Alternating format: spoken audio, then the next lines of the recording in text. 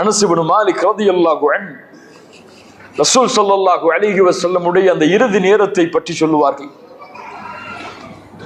அந்த தலைப்பு இன்ஷா அல்லாஹ் வரும்பொழுது விவரமாக பார்ப்போம். அது ஓர் நிகழ்வு. அபூபக்கர் சித்திக் ரலியல்லாஹு அன்ஹு அவர்கள் அல்லாஹ்வுடைய தூதர் அவர்கள் நோயுற்றிருக்கும் பொழுது தொழுகை நடத்துவதற்காக நிற்கிறார்கள். இமாமாக ரசூல் ஸல்லல்லாஹு அலைஹி வஸல்லம் உயிரோடு இருக்கும் பொழுது அல்லாஹ்வுடைய தூதர் தன்னுடைய அறையில் இருந்து அந்த திரையை கொஞ்சம் விலக்கி நபித்தோழர்களுடைய தொழுகையின் முறையை பார்க்கிறார்கள். அனஸ் இப்னு மாலிக் அவர்கள் சொல்கிறார்கள், ரசூல் ஸல்லல்லாஹு அலைஹி வஸல்லமை அந்த நேரத்திலே நான் பார்த்தேன். அவர்கள் எங்களை பார்த்து புன்சிரிப்போடு சிரித்துக் கொண்டிருந்தார்கள். அல்லாஹு அக்பர், அல்லாஹு அக்பர். அபூபக்கர் அவர்கள் தொழுகையிலிருந்து பின்னால் வர தயாரானார்கள். அல்லாஹ்வுடைய தூதர் வலது கையை காட்டினார்கள், முன்னேறு முன்னேறு என்று, தொழுகை நடத்துங்கள் என்று. அதற்கு பிறகு அந்த திரையை அல்லாஹ்வுடைய தூதர் மூடினார்கள். அனஸ் இப்னு மாலிக் சொல்கிறார்கள், அதுதான் ரசூலுல்லாஹ்வை நான் பார்த்த கடைசி தருணம். ஏன் இந்த மகிழ்ச்சி? ஏன் இந்த மகிழ்ச்சி? அவ்வளவு ஆண்டு காலம், 23 ஆண்டு காலம் இந்த சமூகத்தை வளர்த்தெடுத்து வார்த்தெடுத்து அல்லாஹ்விற்கு முன்னால் பணிந்தவர்களாக இந்த சமூகத்தை மாற்றிவிட்டோம் என்ற ஒரு மகிழ்ச்சி அவர்களுடைய வாழ்வில் வெளிப்பட்டது. வலா தஹினு வலா தஹ்சனு, எவ்வளவு சோதனைகள் அவர்களை தாக்கினாலும் மேலே ஏற வேண்டும் என்று அல்லாஹ்வுடைய தூதர் விரும்பினார்கள். ஒரு ஹதீஸ் எமக்கெல்லாம் தெரியும். இப்னு உமர் அவர்களுடைய தோள்பட்டையை பிடித்து அல்லாஹ்வுடைய தூதர் உலுக்கி சொன்னார்கள், குன் ஃபித் துன்யா கஅன்னக கரீபுன் அவ் ஆபிரு சபீல்.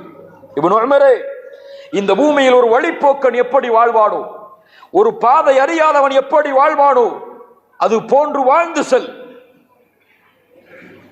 இந்த ஹதீஸை எப்படி புரிவோம்? நாமெல்லாம் எப்படி புரிவோம்? ஏழ்மையோடு, வசதி இல்லாமல், காசு பணம் சேர்க்காமல் ஒரு பரதேசி எப்படி வாழ்வானோ அது போன்று வாழ்ந்து செல் என்று அல்லாஹ்வுடைய தூதர் சொல்வதாக நாம் புரிவோம். சஹாபி எப்படி புரிந்தார் தெரியுமா? இந்த ஹதீஸ் யாருக்கு சொல்லப்பட்டதோ அவர் எப்படி புரிந்தார் தெரியுமா? வாழ்க்கையை எப்படி முன்னேற்றத்தோடு வாழ வேண்டும் என்று சஹாபாக்களுடைய அந்த வார்த்தையை கவனியுங்கள். இந்த ஹதீஸோட இப்னு உமர் அவர்கள் விளக்கம் சொல்கிறார்கள். அல்லாஹ்வுடைய தூதர் இந்த ஹதீஸை எனக்கு சொன்னதுடைய விளக்கம், இதா அம்சைத ஃபலா தன்ததிரிஸ் ஸபாஹ் வ இதா அஸ்பஹ்த ஃபலா தன்ததிரில் மஸா. காலை வந்தால் மாலையை எதிர்பார்க்காதே, மாலை வந்தால் காலை எதிர்பார்க்காதே. வ குத் மின் ஸஹ்ஹதிக லிமரதிக வ மின் ஹயாதிக லிமௌதிக. நோய் வருவதற்கு முன்னால் சுகத்தை தேடிக்கொள், மரணம் வருவதற்கு முன்னால் வாழ்ந்து கொள். அல்லாஹு அக்பர். எப்படி சஹாபாக்களுடைய வாழ்க்கையை பாருங்கள். அல்லாஹ் என்னோடு இருக்கிறான், எதையும் இந்த பூமியில் இதை கொண்டு நான் வெற்றியடைய செய்வேன் என்ற ஒரு நம்பிக்கை அவர்களுடைய உள்ளத்தில் இருந்தது. எந்த சோதனை வந்தாலும் அதை கொஞ்சம் ஒதுக்கி வைத்து விட்டு தங்களுடைய வாழ்வை முன்னேற்றி கொண்டே இருந்தார்கள். அவர்களுக்கு தெரியும் இந்த வாழ்க்கை என்பதை ஒரு சோதனை தான். எமக்கு வாழ்க்கை என்பது இன்பம் மட்டும்தான் தெரிகிறது, துன்பம் எல்லாம் வாழ்க்கையாக தெரியவில்லை. அதனால்தான் துன்பம் வந்தால் ஒதுங்கி விடுகிறோம் வாழ்வில் இருந்து. இரண்டாவது, லஅல்லஹு பிகைர். சஹாபாக்களுடைய புரிதல், அல்லாஹ்வுடைய ரசூல் எமக்கு கற்றுத்தந்த ஒரு பாடம். ஒரு சோதனை உங்களுக்கு வருகிறது என்றால், நீங்கள் விரும்பாமல் ஒரு இன்பத்தை கொடுத்தவன் உங்களை சோதிக்கிறான் என்றால், எப்படி அவனுக்கு தெரியுமோ எனக்கு இதை கொடுத்தால் இன்பம் என்று, அதனால் அவன் கொடுத்தானோ அப்படியே அவனுக்கு தெரியும் இதை எனக்கு அல்லாஹ் துன்பமாக ஆக்கியதும் எனக்கு நன்மைதான் என்று. ஒன்றை அல்லாஹ் கொடுத்தால் அல்ஹம்துலில்லாஹ், ஒன்றை கொடுக்கவில்லை என்றால் ஒரு முஃமின் சொல்லுவான் அல்ஹம்துலில்லாஹ். ரசூல் ஸல்லல்லாஹு அலைஹி வஸல்லம் சொன்னார்கள், அஜபல் லி அம்ரில் முஃமின். ஒரு முஃமினுடைய காரியம் என்னை ஆச்சரியப்படுத்துகிறது. ஏன்? அவனுக்கு நடக்கின்ற எல்லாம் நன்மையாகவே முடிந்து விடுகிறது. இது முஃமினை தவிர யாருக்கும் நடக்காது. அவனுக்கு ஒரு நன்மை வந்தால் அல்லாஹ்வை புகழ்கிறான், அது அவனுக்கு நலவாக மாறிவிடுகிறது. சோதனை வந்தால் பொறுமை காட்கிறான், அதுவும் அவனுக்கு நலவாகி விடுகிறது. இமாம் இப்னு ஜௌசி ரஹிமஹுல்லாஹ் தங்களுடைய கிதாபில் ஒரு புத்தகம், அந்த புத்தகத்தில் ஒரு வரலாற்றை கொண்டு வருகிறார்கள். நாமெல்லாம் இதை ஒரு கதையாக கேள்விப்பட்டிருப்போம். இமாம் அவர்களுடைய அந்த வரலாற்று நிகழ்வுகளில் ஒரு வரலாற்று நிகழ்வு. இந்த நிகழ்வு நம்முடைய இந்த இடத்திலே பொருத்தமாக இருக்கும். ஒரு அரசன் இருந்தார். அவருக்கு கீழே ஒரு வசீர், ஒரு மந்திரி இருந்தார். இந்த இருவரும் எப்போது பார்த்தாலும் சேர்ந்துதான் தங்களுடைய வாழ்க்கையில் பயணம் செய்வார்கள். எங்கே சென்றாலும் சரி, ஒரு காட்டுக்கு வேட்டையாடுவதற்காக சென்றாலும் இருவரும் சேர்ந்துதான் பயணம் செய்வார்கள். அந்த வசீர், அந்த மந்திரி எப்போது பார்த்தாலும் சொல்லுவார், இந்த தேர்ந்தெடுப்பை அல்லாஹ் எமக்கு கொடுத்தது நன்மைதான் என்று. இந்த வார்த்தை அவருடைய வாழ்க்கையில் எப்போதும் வந்து கொண்டே இருக்கும். ஒரு முறை அந்த அரசன் ஒரு கத்தியை வைத்துக் கொண்டு தன்னிடத்தில் இருக்கக்கூடிய பழங்களை அறுத்து கொண்டிருக்கும் பொழுது அவனுடைய கை அறுபட்டு விடுகிறது. அருகிலே இருந்த மந்திரி அரசன் வேதனையில் துடிப்பதை பார்த்தவுடன் சொன்னார், இது நன்மையாகத்தான் இருக்கும் என்று. எப்போதும் சொல்லக்கூடிய வார்த்தை அது. அந்த அரசன் கேட்டார் மந்திரியை பார்த்து, என் கை அறுபட்டு விட்டது கத்தியால், இது நன்மையா எனக்கு என்று கோபப்பட்டு அந்த மந்திரியை சிறைச்சாலையில் அடைக்க கட்டளையிடுகிறான். சிறைச்சாலையில் அந்த மந்திரி அடைக்கப்படுகிறார். அப்போதும் அவர் சொன்னார், இது எனக்கு நன்மையாகத்தான் இருக்கும், அல்லாஹ் எனக்கு கைரைத்தான் நாடி இருக்கிறான்.